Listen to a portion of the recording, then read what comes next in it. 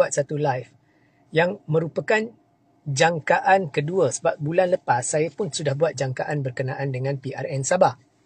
So semalam saya buat jangkaan yang lebih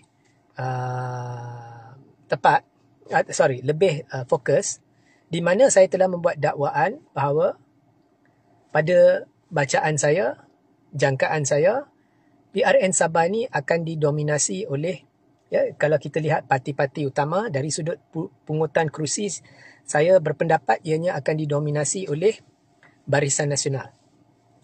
Ini bukanlah sesuatu yang awak akan dengar orang berkata, ya. Okey. Jadi saya pun telah ada komunikasi dengan seorang juga yang kira pakar dalam bidang pilihan raya dan sebagainya ni, dan dia cabar saya. Dia kata di Mahkota dan Air Kuning saya bernasib baik. I got lucky. Actually 2-3 PRK. He said I got lucky. Ramalan saya memang kena atau hampir kena, especially di Air Kuning. He said you got lucky. Di Sabah dia kata jangan mimpi BN akan dominasi. Dia mengaku BN akan bertambah kuat. Maknanya BN sekarang 14 kerusi. Dia akan bertambah kuat. Tapi menurut dia mungkin tambah 2-3 kerusi. Tapi dominasi dia kata jauh sekali. So dia kata, jika berani ulangi ramalan ataupun jangkaan saya, dan kemudian dia buat pertaruhan dengan saya lah, tapi saya bukan pertaruhan duit lah, ada syarat dia, dan saya terima the bet, atau pertaruhan itu, saya terima, dan disebabkan itu saya buat live ini, dan saya hendak tegaskan bahawa saya kekal dengan pendirian saya, iaitu Barisan Nasional akan buat kejutan di PRN Sabah. Saya ulang pendirian saya semalam, Barisan akan buat kejutan di PRN Sabah. Dan saya percaya ianya akan, gabungan itu akan mengatasi warisan GRS dari sudut pungutan kerusi. Ataupun seteruk-teruknya pun mungkin menyamai warisan atau GRS. Dan Pakatan Harapan juga akan menunjukkan sedikit peningkatan di Sabah. So ada orang kata, jangan Regi, sejak awak buat live semalam ada perkembangan, APCO telah keluar dari Pakatan Harapan. Ya, APCO telah keluar dari Pakatan Harapan, tetapi ia tidak akan mempengaruhi apa yang saya pencapaian PKR atau DAP, di mana PKR DAP ni secara total akan menunjukkan peningkatan sedikit di Sabah. Tapi BN akan dominasi, atau seteruk-teruknya pun dia sama dengan satu lagi parti lain, sama ada warisan atau GRS. Saya rasa warisan. Okay. Now, sebabnya di Sabah ni pengundi dia mahu parti yang mesra dengan persekutuan. Dan daripada pengundi yang mahu parti yang mesra dengan persekutuan, ada sebahagiannya boleh terima parti dari persekutuan seperti UMNO, ada sebahagiannya mahu parti tempatan sahaja tetapi mesra dengan persekutuan.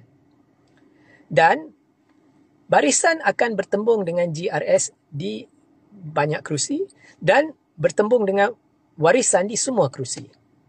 Di kerusi-kerusi di mana warisan dengan GRS dan Barisan Nasional bertembung, beberapa kerusi itu warisan dan GRS undi dia akan berpecah disebabkan pertembungan mereka.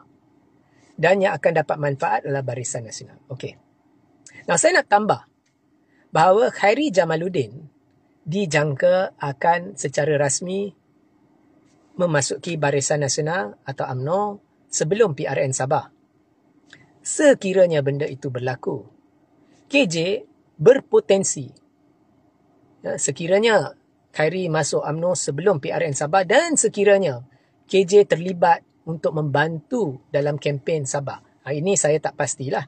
Tapi jika ianya berlaku, ini berpotensi menjadi satu wow faktor tambahan buat Barisan Nasional. Kerana KJ ni agak popular di Sabah. Malah KJ yang terlibat dengan Hot FM, ya, Hot FM ni dia ada sambutan meluas di Sabah. KJ ni dia unik sikit. Bila dia keluar sekejap, dia ada peminat ramai dari tak kira aliran politik.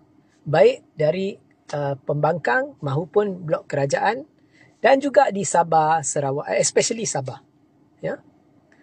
Dan lebih kepada orang muda, dan awak perlu faham bahawa pilihan raya ini bukan hanya di Sabah, di seluruh negara malah pada PRU16, majoriti pengundi adalah muda. Dan pada saya yang progresif. Okay, anyway, pengundi muda. 39 tahun ke bawah. Mereka akan dominasi, mereka akan menjadi majoriti. Kalau kita ambil 45 tahun ke bawah, habis. Lagi banyak. Dan KJ ni agak popular. KJ sudah dilihat sebagai orang yang mereka tidak lihat dia sebagai orang yang dengan menerusi lensa politik kepartian. Mereka melihatnya sebagai pemimpin yang diterima, yang boleh diterima semua rakyat. Ya. So sekalipun KJ dia masuk UMNO, KJ sudah menjadi jenama dengan sendirinya. Itulah yang telah dikecapi oleh KJ menerusi penglibatannya dalam Hot FM dan Keluar Sekejap dan sebagainya. Dia sudah menjadi jenama dengan sendirinya. Jadi jika KJ terlibat dengan UMNO, dia masih akan ada aura jenama KJ tu. Ya. Yang kebetulannya dengan UMNO, tapi orang akan ada keyakinan bahawa KJ ni membawa suara yang ada pendirian tegas, yang ada benda yang dia tidak boleh bertolak ansur, ya, dia berani, dia tidak akan menjadi orang yang melutut kepada parti, ya. Dia dah ada aura tersebut. Dia dah ada satu reputasi sebagai orang yang memiliki prinsip dan sebagainya, pendirian yang tidak bersifat propaganda, yang bersifat diolah untuk disesuaikan dengan acuan parti dan sebagainya. Dia telah dicap sebagai orang, atau dia telah membina reputasi sebagai orang yang bercakap benar, yang say it as it is. Sama ada betul atau tidak itu tak penting. Itulah persepsi yang ada pada ramai orang bila kita melihat atau mempertimbangkan KJ. So KJ berpotensi menjadi wow factor sekiranya dia masuk UMNO sebelum PRN Sabah dan menjadi penyumbang kepada kempen PRN Sabah. Kalau itu berlaku, UMNO ni boleh meletup. Jadi pihak yang telah cabar saya buat pertaruhan dengan saya, yang kata awak kalau berani awak ulang balik. So saya ulang lah. Dia merujuk kepada satu posting yang dibuat oleh Tan Sri Anwar Musa. Jadi dia beritahu saya Anwar Musa ada buat satu posting yang pelik. So saya pergi rujuk lah. Dan tak silap saya pada 7 November atau something like that, Anwar Musa berkata di Sabah akan berlaku, pada 29 November akan berlaku kejutan. So 29 November adalah hari pengundian.